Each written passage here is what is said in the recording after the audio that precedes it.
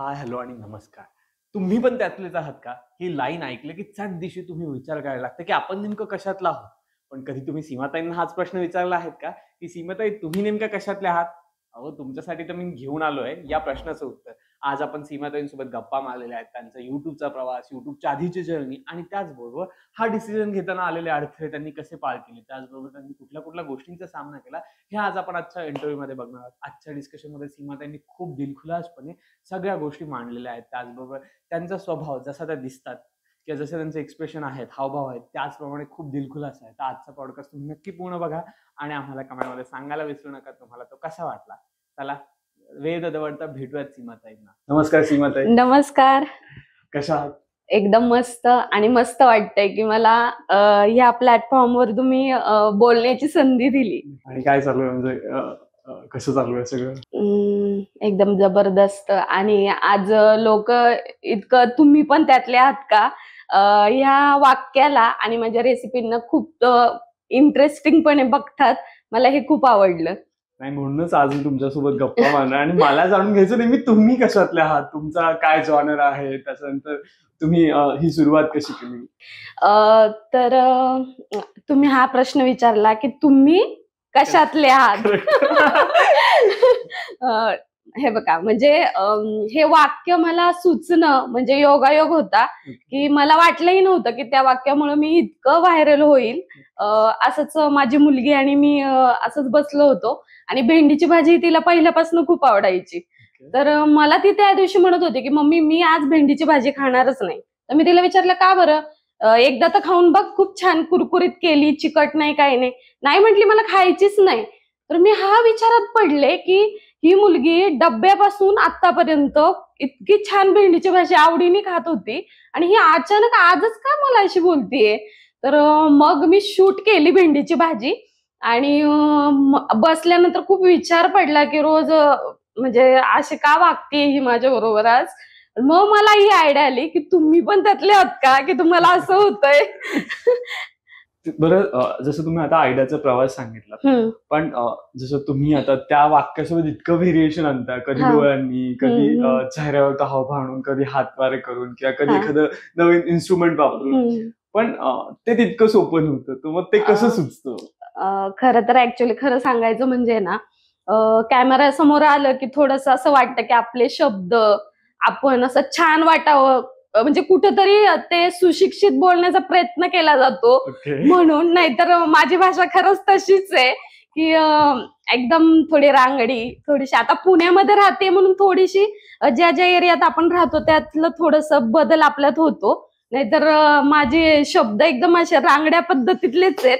म्हणून मी आधी ओरिजिनल दाखवायचा प्रयत्न करते सगळ्यांनाच की मी अशी काही सुशिक्षित नाहीये की तुम्ही मला त्या पद्धतीत बघताय. माझे बोलताना पण बघा तुम्ही, माझे एक्सप्रेशन, माझे डोळेच जास्त बोलतात ते खरं सांगायचं. त्यामुळे मी ठरून नाही करत कुठली गोष्ट, असं मला खास सांगायचंय याच्यामध्ये. नाही, आज ते अख्खं प्रेक्षकांना कळलंच, कारण 1 मिनिटात तुम्हाला बघताना बरेच व्हेरिएशन आम्ही बघतो. तर आज अख्खं जवळपास 30-35 मिनिटं गप्पा मारताना ते कळेल की कसं व्हेरिएशन्स येतात किंवा काय काय. पण हे सुरू करायच्या आधी एक डेली रुटीन कसं होतं, म्हणजे हे सुरू करायच्या आधी काही वेगळं करत होतात का, किंवा कसं होतं की हाऊसवाईफच होतात? मी खरं तर हाऊसवाईफच आहे आणि पुण्यातले आता जे लोक मला बघतात आहेत ना आजूबाजूचे, त्यांनाही माहिती आहे की आमची फॅमिली थोडीशी पॉलिटिक्स मध्ये होती. त्यामुळे मला घरातून बाहेर पडणं फारच अवघड होत होतं. पण मला असं कुठेतरी वाटायचं की अरे आपण घरात बसतोय, घरातलीच कामं आवरतोय, हे काम खूप मोठं आहे हे मी सांगते. पण जो मधला वेळ भेटायचा ना त्यावेळी मी मोबाईल उघडून त्याच्यातले युट्यूबवरचे पण मला रेसिपी आवडायच्या बघायला. तर मग मी फक्त रेसिपीज बघत बसायचे आणि ते माझ्या डोक्यात एक दिवस आलं की सगळे असं खूप बाहेरच्या रेसिपी दाखवतात ते, म्हणजे चायनीज वगैरे हे ते. मग मी तर गावाला, म्हणजे मी स्वतः सांगते की मी लग्नाआधी चुलीवर स्वयंपाक केलाय. म्हणजे मी कॉलेज करत होते ना, आमच्याकडे गॅस होता, पण मला काय माहित असं आवडायचं की चला भाकरी चुलीवर. आईला म्हणायचे काय तू ते ह्याच्यावर, म्हणजे त्या टायमाला असं वाटायचं की अरे आपण गावाला राहतोय ना, मग हा अनुभव घेणं खूप महत्वाचं आहे. आणि त्या वयापासूनच खरं तर मला अशी थोडी थोडी आवड झालेली होती. आणि मी सांगत होते की मी युट्यूबवर ते रेसिपी चॅनल बघत होते आणि ते करता करता मला एक दिवस असं वाटलं की अरे आपण पण काहीतरी करू शकतो. आपण दिवसातून 3 भाज्या बनवतोय. म्हणजे माझी जॉईंट फॅमिली होती खरं सांगते. ओके. आणि त्यांच्यासाठी मला 2-2, 3-3 भाज्याचा प्रकार माझ्याकडेच असायचा पहिली गोष्ट. माझी छोटी जाऊ आहे ती चपाती वगैरे बनवायची. तर मग माझ्या लक्षात आलं की आपण 3 भाज्या बनवतोय त्यातली एक शूट करून टाकली तर? ओके. म्हणजे माझ्यासारख्या ज्या गृहिणी आहेत त्या म्हणतात भेंडीची भाजी चिकट होते, कारल्याची भाजी कडू कडू होते. लागते, correct. तर मला त्यांना सांगायचंय की अरे म्हणजे गूळ, लिंबू किंवा असं काहीतरी पहिली लोक नव्हती टाकत. म्हणजे कारल्यामध्ये गूळ घालायचे एक चवीपुरतं, की कडूच होऊ नये म्हणून गूळ घालायचा. हे मला कधीच पटलं नाही खरं म्हणजे. कारलं कडू ते कडूच असतं शेवटी. पण त्याची टेस्ट वाढवण्यासाठी आपण गूळ घालतो. आणि भेंडीची भाजी आता चिकट होती म्हणून काही लिंबू पिळतात. म्हणजे ते मला झेपतच नव्हतं, मला पटतच नव्हतं त्या गोष्टी. तर माझ्या डोक्यात आलं की चला साध्या सिंपल रेसिपी असतात त्या आपण कशा बनवतो की ती कधी झाकण ठेवायचं, कधी काढायचं, म्हणजे ती भेंडीची भाजी चिकट नाही होणार. बरोबर. मला ते असं कसं तरी व्हायला लागलं. आणि मग मी सांगायचा प्रयत्न करायला लागले की हा चला भेंडीची भाजी अशी अशी होते बरं का, चिकट ह्यामुळे होत नाहीये. नक्कीच.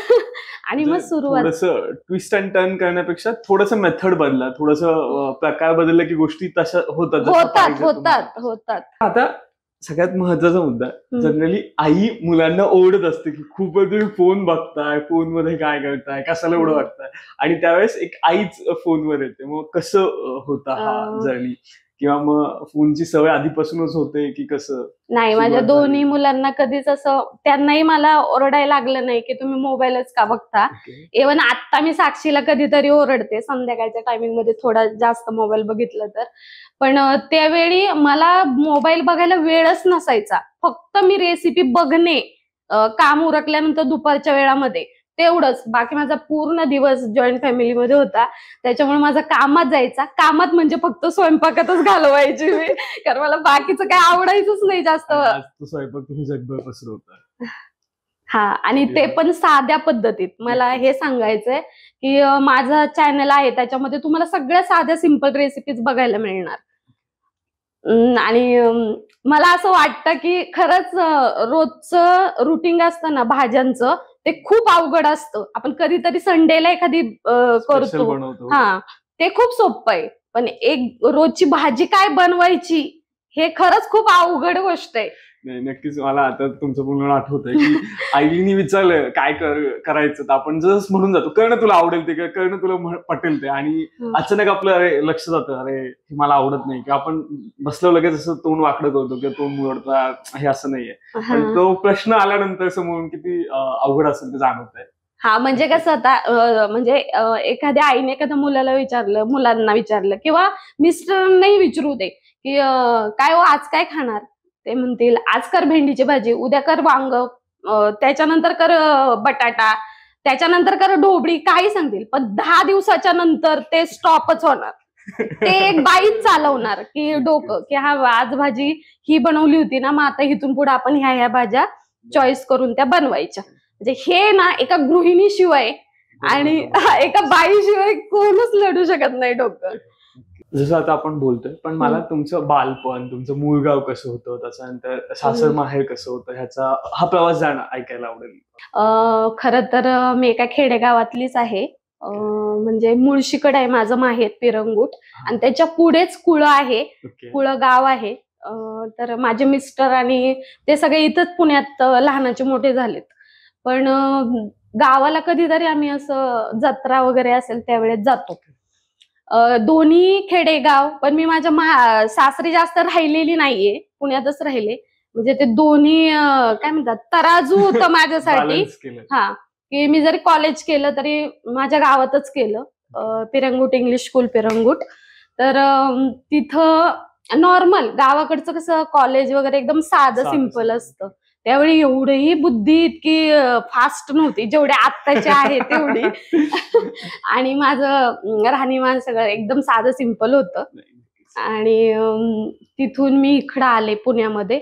थोडंसं अनकम्फर्टेबल पण झालं की मी पुण्यात राहतेय, पुण्यातल्या लोकांमध्ये राहतेय, घरातल्याशिवाय मी बाहेर कुठं जाणं नाही, काही नाही. एका चाळीत राहिला होते मी खरं 5-6 वर्ष. त्यानंतर मग आम्ही इथं शिफ्ट झालो आणि चांगल्या एरियात झालो. इथं आल्यावर तो पण प्रश्न की अरे आपण तिकडून उठून इथं आलो आता ह्या लोकांमध्ये, आणि इथं थोडे ब्राह्मण लोक जास्त आहेत आणि त्या खूप छान आहेत म्हणजे समजून घेणारे आणि मस्त.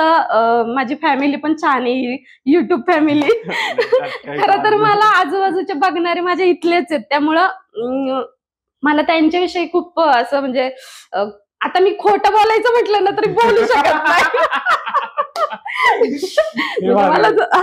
मला वाटलं ना चला आता हे स्किप करावं, कारण आपण एका स्लम एरियात राहत होतो, मग आपण आता इथं आलोय हे सांगायला आपण नको कॅमेरावर, तर मी ते खोटं नाही बोलू शकत आता. आणि मला बोलायचं पण नाहीये, कारण हे जे सगळ्यांना वाटतं ना कधी म्हणजे कुठली तरी एखादी कमेंट्स येते मला की थोडस ओव्हर ऍक्टिंग होतंय का.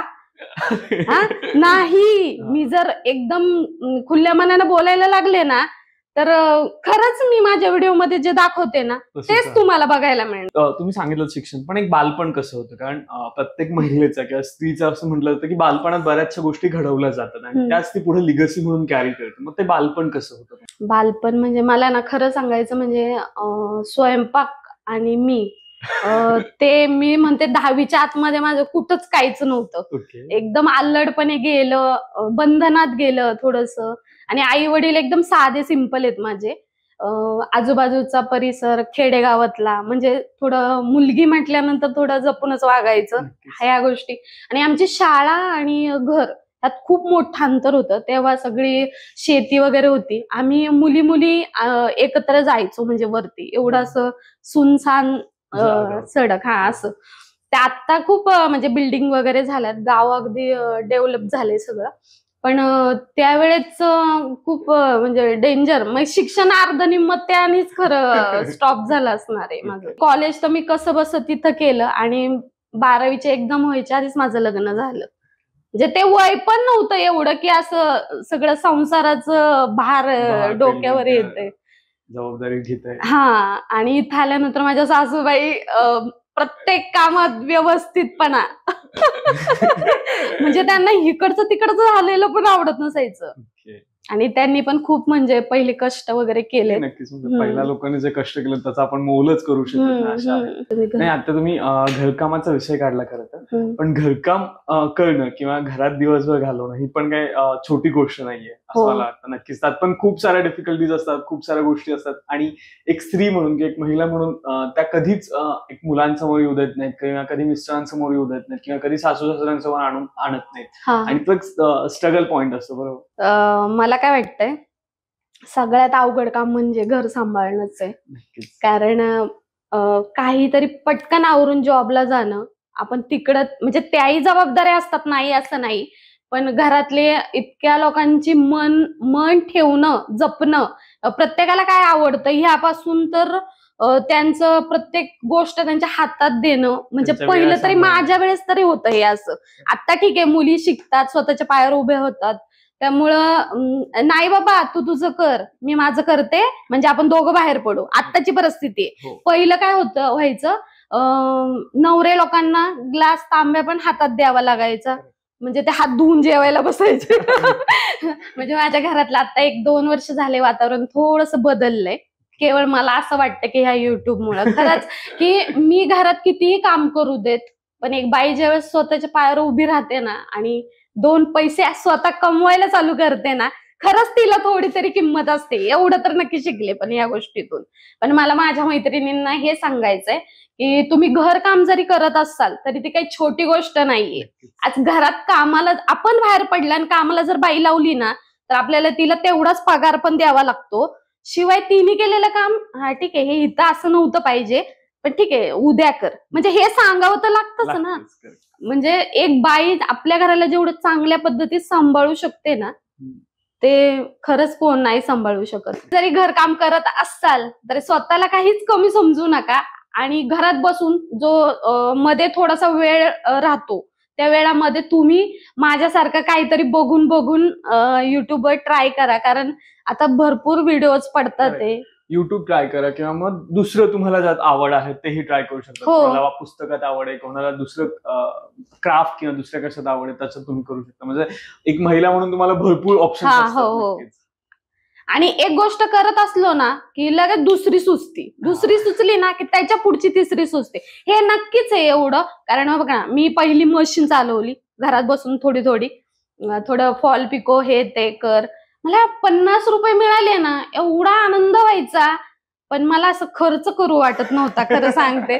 मी कधी विचार करायची की मी माझ्या मिस्टरांना म्हणजे मागितले की हा ठीक आहे मला आज 500 रुपये लागणार आहे, तर ते मला 1000 काढून द्यायचे. पण ते जे मी पटकन असं घालवायचे ना, म्हणजे अगदी कोण काही सगळं उधळत नाही. बाईला तेवढं कळतं की 1000 रुपयातले आपण 200 रुपये तर आपल्या जवळ ठेवले पाहिजेत.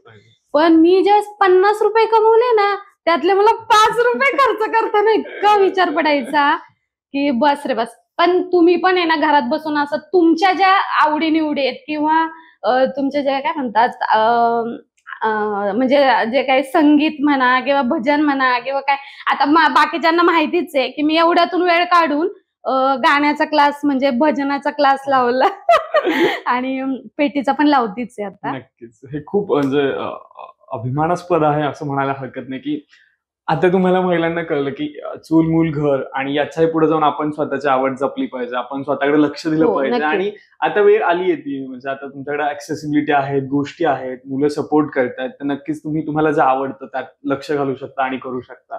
हा. हे सगळं गुडी गुडी होतंय. खरं तर मला असं विचारायचं की एक ती निगेटिव्ह कमेंट कधीतरी आली आणि ज्याने असं खूप त्रास झाला किंवा असं होतं ना जनरली की आपण करत असतो चांगलं काम आणि आपल्याला ते माहिती असतं आपल्याला कोणाच्या पोचपावतीची गरज नसते, पण एखादी चुकून कमेंट निगेटिव्ह पडते किंवा काहीतरी होतं आणि मग ते खूप मनाला लागतं. मग असा कधी इन्सिडेंट घडलाय का आणि त्याच्यातून कसं स्वतःला सावरून पुढे आलात तुम्ही? तसं पाहिलं तर म्हणजे निगेटिव्ह कमेंट्स मला एवढं कोणी केल्या नाही, खरं सांगते. एकच आली होती ती म्हणजे काय तुम्ही एवढे मोठे डोळे करताय आणि मी त्यांना मला असं वाटायचं की आता कोण आहे ना ते समोर असलं ना तर मी त्यांना म्हणेल की मी बोलते ना तेव्हाच माझे डोळे आपोआप मोठे होतात आणि माझे हावभाव सगळे बदलतात. मी अशी नाहीये की असं कॅमेरा समोर यायचं आणि असं गपचूप बसायचं, डोळे वगैरे असे शांत करायचे. मी आहे तेच आहे, तुम्ही ती काळजीच करू नका. तुम्ही आता जरी कमेंट्स केली ना तरी पुढच्या व्हिडिओमध्ये तेच बघायला मिळणार आहे. आणि मला वाटतं ती आता तुमची आयडेंटिटी झाली, तुमचा तो आवाज आणि तुमचा त्या डोळ्यांचा हावभाव आणि त्याचं लोक प्रेमात आहेत. मला म्हणजे असं क्वचित वाटतं की कोणीतरी असेल जो ते रील ऐकणार नाही, कारण पहिला आवाज आला की तुम्ही पण त्यातले आहात ना, तर ते माणूस त्याच्यात थांबतच आणि पूर्ण एक्सप्रेशन, पूर्ण काय रेसिपी आहे ते बघून त्याचा आनंद घेऊनच मग पुढे जात. हे सुरुवातीचं झालं किंवा तुमच्या निगेटिव्ह कमेंट झालं. पण एक महिला म्हणून किंवा एक स्त्री म्हणून बऱ्याच लोकांना अशी पण भीती असते ना, अरे लोक काय म्हणतील, की आता मी करते पण मला कोणी काही बोललं तर माझ्या डोळ्यात चटकन पाणी येईल. कारण महिला तेवढ्या सेन्सिटिव्ह असतात किंवा थोड्या हळव्या असतात आपण बोलतो नाही. तर तसं काही होतं का किंवा हे सुरू करायचे तसं मनाचा काही चलबिचल स्वभाव चालू होता का किंवा आपण म्हणतो ना पोटात गोळा येण्यासाठी काही सिच्युएशन होती का? खरं तर आहे ना निगेटिव्ह कमेंट्स वाचली, ती इतकी काय वाईट नव्हती. म्हणजे ठीक आहे, जे आहे तेच लोक बोलतात. त्यांना काहीतरी डोळे खूपच मोठे बघायला नाही सवय, त्यामुळे ते बोलणारच की असं एवढे काय डोळे मोठे केले, एवढं काय असं असं सांगताय. पण ते मला सवय की काय मग करताय ना असं. पण ते काय मग करताय ना असं नाही बोलणार मी, काय मग करताय ना असं. तर मग हे जे करत असताना मला आजूबाजूच्या लोकांची किंवा कुणाची भीती नाही वाटत. मी खरंच कॅमेरा समोर सांगते की मी कुणालाही भीत नाही. फक्त मला असं वाटायचं की माझे मिस्टर आहेत, माझी मुलं आहेत, जर अशा कमेंट जर वाचल्या तर ते काय म्हणतील, त्यांना काय वाटेल की आई हे सोडून काय फुपाट्यात पडते वाटतं ना. तर मग मला असा प्रश्न पडायचा की अरे ह्यांना, आणि माझी थोडी फॅमिली थोडी रागट आहे बरं का, त्यांना असं पेशन्स नाहीये माझी मुलगी आणि मी सोडले तर मग मला असं प्रश्न पडायचा की अरे उगाच आपण करतोय एक आणि वेगळं असं. तर त्यानंतर मग इतकं हळूहळू की ठीक आहे जाऊ देत, पटकन ती कमेंट डिलीट केली. एकच होती आणि तेवढ्या साध्या सिंपल निगेटिव्ह कमेंट्स मुळेच मी काही पुढे आले आज. एक दिवस विचार करत होते की अरे आपण काही एवढे वाईट आहोत का की लोक आपल्याला असं म्हणायला पाहिजे की काय नुसतंच खाताय. अरे अनुभव हे सुख घेणं खूप महत्वाचं आहे. आज मी करते ना हा. तर मी पहिलं खाते गरमागरम आणि त्यानंतर मी तुमच्यावर शेअर करते की ही रेसिपी तुम्ही करा. मग माझ्या बाहेर बाकीच्या घरातले खातात. मी तर म्हणते इतकं भारी सुख लाभलंय मला, ते खायलाही छान छान मिळतंय त्या निमित्ताने. आता निमित्ताने रोज काहीतरी नवीन ट्राय करायचं आणि खायचं ते आहेच. पण सुरुवातीला म्हणजे सुरू करायच्या आधी कसं होतं, म्हणजे काय काय मनात विचार होते? कारण बऱ्याच लोकांना सुरू करायचं असतं पण खूप मनात विचार असतात किंवा कुठेतरी बऱ्याचशा गोष्टी असतात, चेक पॉईंट कम्प्लीट होत नाही आणि ते होत नाही. तसं मनात काही सुरू करायच्या आधी होतं का विचार? असं होतं. ज्यावेळी मला असं वाटलं की चला आता युट्यूब चॅनल चालू करायचंय, तेव्हा किती शिक्षण असलं ना तरी मीडियावर काम करायचं म्हणलं ना थोडं दडपण येतं. हा, आणि मला तर येणारच, कारण मी तर म्हणते मी लग्न झाल्यापासून माझी मुलं जशी जन्माला आली ना त्यापासून मी कधी बाहेरचा विचारच केला नाही. माझं हे आवरलं की माझं ते आवरायचं की मी माझ्या मुलांनाच हे करायची. ह्याच्या व्यतिरिक्त 4 भिंतीच्या पलीकडं मला काहीच माहित नव्हतं. एखाद्याला वाटेल की अरे काय इतकं वय आहे, इतकं अनुभव पण लय मोठे मोठे आले असेल, पण ज्यावेळेस माझ्याशी लोक बोलायचे ना ते म्हणजे काय तू काहीच शिकली नाही, फक्त वयानच मोठी झाली. म्हणजे असं होतं. माझ्या बाबतीत तसं झालेलं आहे. नाही होतं, बऱ्याच लोकांच्या बाबतीत तसं झालं की चूल मूल ह्याचं इतकं तुम्ही गुंफून घेता की तुम्हाला बाहेरचं जगच माहित नसतं आणि जग तर खूप वाढत चाललंय फास्ट. त्यासाठी डेअरिंग खूप महत्वाची गोष्ट आहे की मग नंतर मी माझ्या मुलीच्या जवळजवळ महिनाभर पाठीमागे लागले असेल की मला युट्यूब चॅनल चालू करायचंय, तू बघ ना ग. ती म्हणजे राहू दे, तिला पण वाटायचं की ही नाही करू शकत. आणि केलं तरी 8 दिवस खूप झालं. त्यानंतर ही एवढं 9 दिवस, नव्याचे 9 दिवस. पण त्यानंतर मी एक दिवस तिला म्हणजे मी रडले अक्षरशः की मला चालूच करायचंय. अगं मम्मी तू काय रेसिपी दाखवणार आहेस, इथून सुरुवात होती तिची. अरे मी जे करते ना तेच मला दाखवायचं, मला वेगळं काय करायचं नाही. मग मी युट्यूब चॅनल चालू करून घेतलाच त्या दिवशी. आणि पहिल्याच दिवशी मी पहिलीच रेसिपी ती शूट करायला घेतली आणि म्हणजे टाकली वगैरे. मला इतकं समाधान वाटलं ना. ती साधी रेसिपी राहू देत पण एक आनंद असतो ना आतला. मी युट्यूब चॅनल चालू केला, मी आता काहीतरी सुरुवात केली. इन्फ्लुएन्सर होणार. आणि मला एवढे मोठे स्वप्न पण नव्हते बरं का की मी इतकं काय व्हायरल होईल किंवा काय होईल. आणि थोडस बघता बघता मी युट्यूबवर हे पण बघितलं होतं की पैसे मिळतात. तर एकाला कुठे काहीतरी की अरे आपल्याला कमवायला बाहेर नाही ना पाठवते 5 रुपये, तर मी घरात बसून काहीतरी कमवून दाखवते ना यांना. 50 रुपये तर 50 रुपये ठीक आहे ना. तर मग मला ही एक तडजोड होती बरं का माझ्यात, आणि मला ते करायचंच होतं.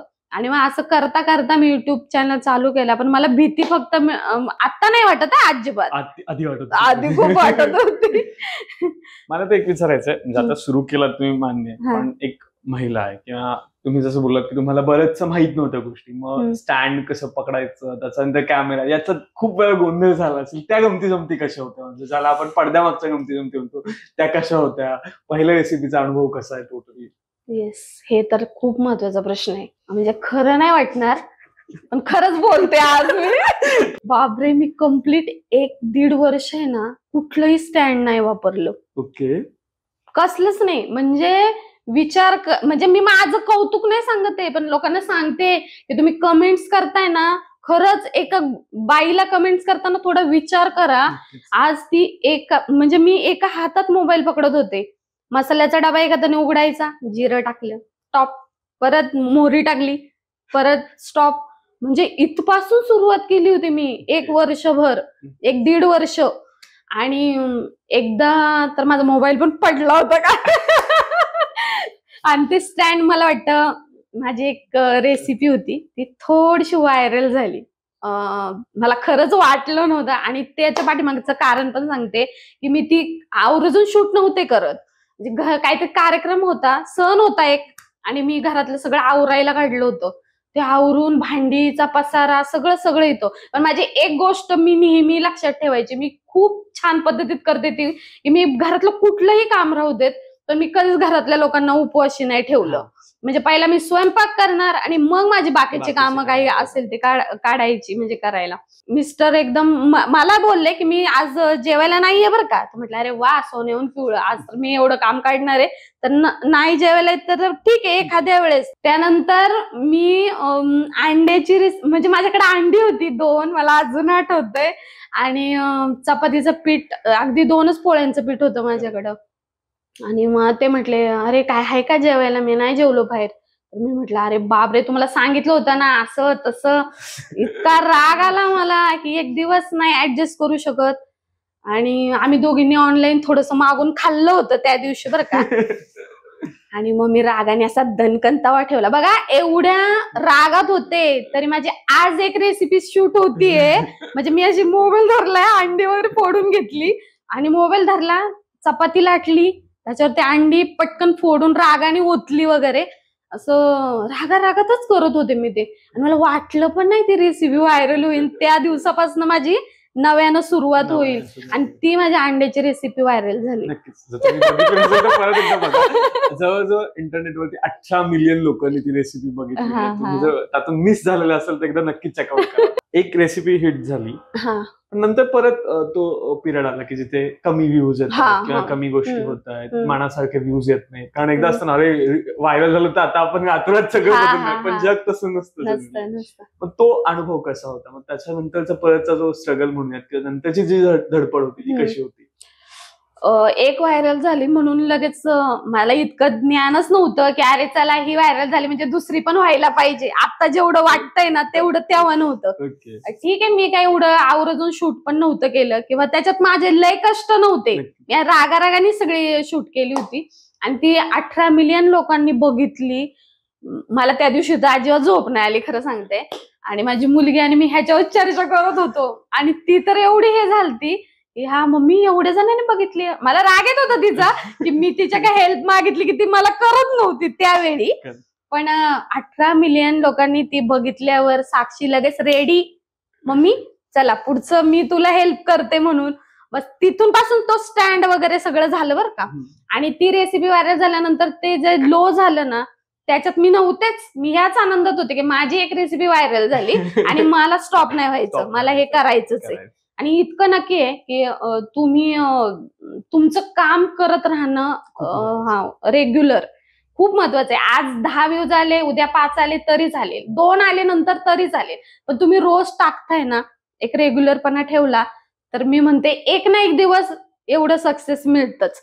आणि मध्ये स्टॉप व्हायचं नाही कुठली गोष्ट करताना, हे तर ह्यातून शिकले मी भरपूर. पण आता ह्याच्यात असं काही कमेंट आलं का, तुम्ही एवढा छान स्वयंपाक बनवताय तर मग कोणी अशी तुम्हाला आजूबाजूच्यांनी रिक्वेस्ट केली का आज डबा देतं का काकू किंवा साक्षीच्या मैत्रिणींनी की कधीतरी आज तुझ्या आईच्या हातचं काहीतरी आण आम्हाला, असं काही होतं का? खूप होतंय. म्हणजे लोकांना मला एक कळलं की मला जे मनात वाटत होतं ना की असं काहीतरी चायनीज प्रकार मोठा मिसळ टाईप हे ते करण्यापेक्षा आहेत ना, माझी रोजची भाजी लोकांना बघायला खूप आवडतीये, साधी सिंपल. तर मला आज काय केलं होतं, काय नाही हे मग आम्हाला पण आणायचं ना. म्हणजे की अरे मी साधीच बटाट्याची भाजी केली असं काय म्हणताय. आणि हो, आणि ते सॅम मास्टर शेफ मध्ये आले होते, त्यांना एवढ्या पूर्णाच्या स्वयंपाकातून बटाट्याचीच भाजी आवडली. हा एक म्हणजे उदाहरण आहे खरं सांगते. आणि माझ्या आजूबाजूची लोक पण मला म्हणतात अरे कधीतरी आम्हाला काहीतरी खायला घाल. जसं आता तुम्ही मगाशी बोललात की तुम्ही गावाकडून आलेला आहात, आता शहरात आहात, पण गाव म्हटलं की तिकडची माणसं, तिकडची माती आणि तो एक वेगळाच वातावरण असतं. तसं तिथला काही खाद्यपदार्थ, खाद्य संस्कृती होती का जे तुम्ही आता इथे करताय किंवा करायचा प्रयत्न करताय, किंवा अशा वेगवेगळ्या ज्या खाद्य संस्कृती आहेत किंवा खाद्यपदार्थ आहेत, आपण म्हणतो ना महाराष्ट्रात मैला तुम्हाला वेगवेगळी चव चाखायला मिळते, तर ते तुम्ही आता पुढे आणायचा प्रयत्नात आहात का किंवा कसं आहे? पहिल्यांदा सांगते, मी माझ्या चॅनलवर सगळ्या सिंपल गावाकडं होणाऱ्या रेसिपी आणि अगदी सोप्या शॉर्टकट, सगळ्यात महत्वाचं काम कसं महिलांना कमी पडेल आणि कसं झटपट चविष्ट पदार्थ बनेल असंच मी आता आणलेलं आहे. आणि आईतून पुढे पण तोच विचार करतेय. मला असं काहीतरी मोठ्या रेसिपी नाही करायच्या. ऍक्च्युली मला एकदम साधं गावाकडचंच दाखवायचंय. इव्हन आपण चहा जरी बनवतो ना तर पहिली लोक काय एवढं टाकत होते का मसाले, नाही ना, एकदम सिंपल, पण काय टेस्ट होती त्याला. मला हेच सांगायचंय की आपण रोज, आता उदाहरण देते, रोजच्या स्वयंपाकामध्ये कढीपत्ता, जिरं, मोहरी ही साधी लोक पण टाकायची. आता कढीपत्ता स्किप होतोय कुठल्या तरी भाज्यांना. पहिलं होतं तसं की मोहरी शिवाय भाजीच पडायची नाही. जिरं, मोहरी, कढीपत्ता हा. सगळ्याच याच्यात असायचं. हा, आणि वाटणामध्ये एक वेळ कोथिंबीर नसली ना तरी धने असायचे, जे आपण नॅचरली आपल्या शेतात बनवत होते. आणि आता लोक हे स्किप करतात आणि त्या एका एका पदार्थापासून चटण्या बनवायला लागलेत. म्हणजे धण्याची चटणी म्हणजे वेगळं माझ्या डोक्यात आलं बरं का. आता कढीपत्त्याची चटणी निघालीये. मारे तुम्ही 4 पानं रोजच्या जर जेवणात वापरले तर मी तर म्हणते ते सगळं भरून निघल ना सगळ्या गोष्टी. वाईट कमेंट झालं, वाईट एक्सपिरियन्स झालं, पण अशी एखादी कमेंट जी खूप अजून आठवते किंवा जी असं वाटतं नाही यार ही आपल्या जवळ राहिली पाहिजे कंटिन्युअसली आणि ती तुम्ही वाचलं की तुम्हाला अजून मोटिवेशन मिळतं, अशी कुठली आहे का? असं झालेलं एकदा आता ह्याच्यामध्ये इन्स्टावर मला कमेंट्स आली एक, तर मला माहित नाही, एक दादाच होते ते, म्हणजे अगं ताई तू विचार करू नकोस, हे लोक आहेत ना सगळे फुकटचे बोलणार आहेत, तू पुढे चल. आणि ह्यांच्या, आणि मला खूप घाणेरडी सवय होती, पहिली मी कमेंट्स वाचली की अरे मग असं नाहीये, मला तुला हे सांगायचंय, मी आता मीडियावर आहे की अरे मला ह्याला आता किती जरी ह्याच्या पुढे डोकं फोडलं ना तरी ह्याला नाही कळत आहे, हे सोडून नाही देणार मी त्याला जोपर्यंत समजत नाही ना. तू पण चांगलं मग ते पूर्ण भरलं तरी चालेल. असं मला एकदा साक्षी म्हटली, अरे मम्मी बास दोनच शब्दात उत्तर. मम्मी अगं साक्षी नाही कळत आहे त्यांना, मग मला 2 शब्द जास्त बोलू देत. म्हणजे अगं असं नसतं. बरी, म्हणजे तुमचा स्वभावच बोलका आहे आणि ते आवडतं तुम्हाला, मग काही असू दे. हा, ते म्हटले एवढं नाही बोलायचं एका कमेंट्सवर. पण तेव्हा मला खूप सपोर्ट केलेला बाकीच्यांनी, म्हणजे आणि इव्हन लेडीज खास सांगू इच्छिते की प्लीज तुम्ही आहे ना कुणीही असू देत, युट्यूबवर, इंस्टाग्रामवर किंवा फेसबुकवर, हे जे स्वतः जे काम करतात ना, आपलं स्वतःचं चॅनल ओपन करून, खरंच सोपी गोष्ट नाहीये. आज घरातला सपोर्ट असेल ना तरच करू शकते एक बाई. आणि ती म्हटली ना की ठीक आहे, नाही मी माझं करणार, नाही होते. आज माझी मुलगी अंड्याची रेसिपी व्हायरल झाल्यानंतर ती जरी माझ्या बरोबर आली तरी तिथून पुढचा जो प्रवास आहे ना तो माझ्यासाठी इतका महत्वाचा आहे, क्लॅरिटी देणं की मी शूट करते तू कर. आज मी त्यामुळे खरं तर पुढे, खरं सांगते, मी एकटी एवढं नाही करू शकत आहे. मला त्याच पॉइंटवर विचारायचं की सगळ्यात महत्वाचं असतं की मिस्टरांचा सपोर्ट कसा आहे, त्याच्यानंतर आई वडील, सासू सासरे, त्या वेळेतला सपोर्ट ना आजची कौतुकाची थाप. कारण मला माहिती आज कौतुकाची थापच मिळत असणार, त्यात काहीच वाद नाही. पण जेव्हा इनिशियली सुरू केलं होतं की काय म्हणतील, सासूंना काय वाटेल, सासऱ्यांना काय वाटेल, आईला कसं बघितलं जाईल, मुलं काय म्हणतायत, तो आणि आजचं कसं डिफरन्स जाणवतोय? ऍक्च्युली खरं तर माझे मिस्टर माझ्या बरोबर कधीच नव्हते तेव्हा खरं सांगतेय. ते म्हणजे काय करती, दिवसभर मरतीयेस त्या गॅस समोर, नको करूस, राहू देत, हे शब्द बरं का. खरं सांगते, आम्ही अगदी सुशिक्षित फॅमिली नाही, आम्ही साधी सिंपल मिडियम क्लास फॅमिली आहोत. तर आमचे शब्द वगैरे असेच असतात जरा जोरात, आणि तोच परिणाम सगळ्यांच्या शब्दांवर होत असतो. तर ते मला म्हणायचे नको ना करत जाऊ, एवढे पाय दुखतात, एवढं टेन्शन येतं, एवढी चिडचिड होती कधीतरी, तुला कुणी सांगितलं करायला, काय मिळतं ह्याच्यात, काय मिळत नाही, नको करू, दिवस घालू, असं तसं. तर मी म्हणे नाही नको मिळू देत, पण मी करत राहणार. कारण मला माहिती होतं ही गोष्ट की अरे ठीक आहे अजून 10 वर्ष जाऊ देत, पण मला 11व्या वर्षी नक्कीच काहीतरी मिळणार. आणि मी माझ्या मुलीला पण म्हटलं मला नाही ना मिळलं तरी तुला नक्की मिळेल, तू चालू ठेव. हा माझ्या डोक्यात एक प्रश्न असायचा. आणि माझे मिस्टर तेव्हा मला ना खरंच म्हणजे खरं तर त्यांच्याच निगेटिव्हिटीमुळे मी नाही मला पुढे जायचंय असं होत असेल कदाचित त्या टायमिंगला. आणि ते जण कर कर कर, तर मला नाही वाटत मी इथपर्यंत पोहोचले असते. थोडं पाहिजे बरं का आपल्या आजूबाजूला पण. ते म्हणतात हा, एकदम महत्वाचं हे शब्द ते असणं फार गरजेचं आहे. आणि आता माझे मिस्टर काय बोलू आता मला कळत नाही. 2 शब्द त्यांच्यासाठी जाऊ दे. बघितलं त्यांनी आवडेल. आता एवढे बदललेत ना. हा ठीक आहे. आज नाही शूट तुम्हाला काय? आज नाही करायचं काय शूट? काय आणायचंय का? जास्त चेंज आहे. हो. आणि सासू सासऱ्यांबद्दल कसं आणि होतं? माझ्या कसं? सासूबाई आहेत ना, पहिले जरी त्यांची असं असेल ना डोक्यात की काय करताय तुम्ही, मी बाहेर फिरत होते तेव्हा मला हे असं म्हणलं ते तसं म्हणलं, हे तर चालू होतं त्यांचं. बरं. पण आत्ता ह्या लेवलला म्हणतात की अगं हो, ही मला भेटली होती, ती म्हणली तुमच्या सुनेचे चांगले व्हिडिओ मला बघायला मिळतात, ते चांगली करते तुमची सून, तुमची मजा आहे बाबा, तुम्हाला सगळं खायला मिळतंय, हे ते. म्हणजे आणि खरंच त्या इतकं कौतुक करतात ना आता माझं. म्हणजे माझ्या आजूबाजूच्या माझ्या नातेवाईकांपेक्षा माझ्या सासूबाई आणि माझी बहीण या दोन्ही माझ्या पाठीमागे एकदम खंबीर ठाम उभे आहेत. Correct. आणि आईचं कसं असतं, कारण आता आईला तर काय मुलीने काही केलं तरी आवडतं. एक वेगळा असतो तिचा जॉन. ज्यावेळेस मी गावाला जाते ना तेव्हा आई मला म्हणते की अगं बाहेर बसलो होतो ओट्यावर, तेव्हा ही म्हटली, म्हणजे माझं माहेरकडचं नाव जनाबाई आहे, खास सांगते. तर मग ती म्हणे हा जनाबाईचे व्हिडिओ छान असतात बरं का, बघ बघ. म्हणजे त्यांच्याकडे काही मोबाईल नाहीये आता की हा मोबाईल ओपन करून घे, हा बघा तुमच्या मुलीचा व्हिडिओ असतच.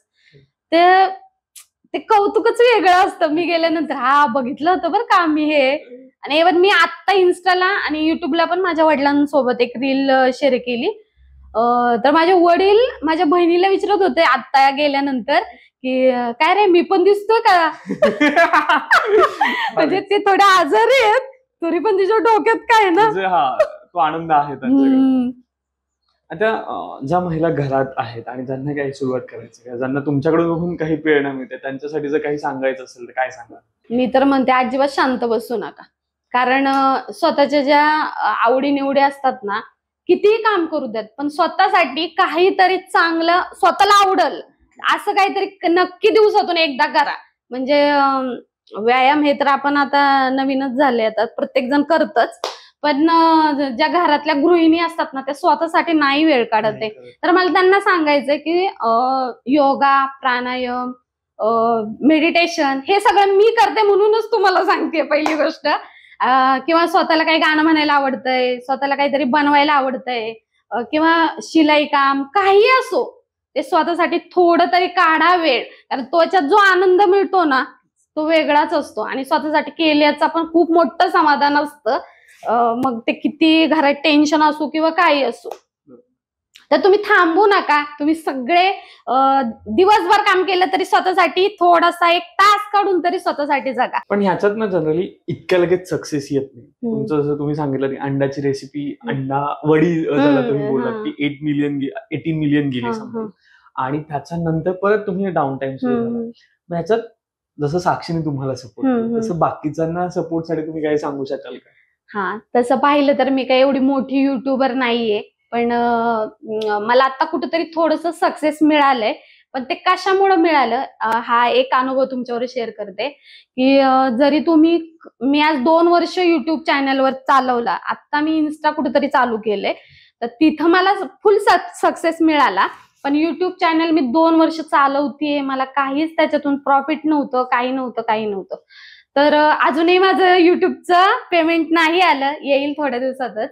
पण जर तुम्ही करत असाल तर असं थकून जाऊ नका की अरे मी 3 वर्ष झाले करते, 2 वर्ष झाले करते, मग कसलं हे मला नाही मिळणार किंवा मला नाही चालू करायचं आणि मध्ये सोडून द्यायचं, असं नका करू. तुमची एक रेग्युलरपणा ठेवा त्याच्यात की तुम्ही रोज जे काही करसाल, म्हणजे कुठलाही चॅनल चालू केला तरी जी गोष्ट तुम्हाला आवडती तीच चालू करा. म्हणजे तुम्हाला रोजचं काय टाकायचं हे तुमच्या डोक्यामध्ये अगदी फिक्स होईल.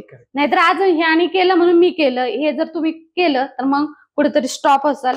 आणि तुमच्या कामामध्ये रेग्युलरपणा ठेवा, थकून जाऊ नका, पेशन्स ठेवा. एक ना एक दिवस तुम्ही खूप पुढे जाणार आहे, इतकं नक्कीच.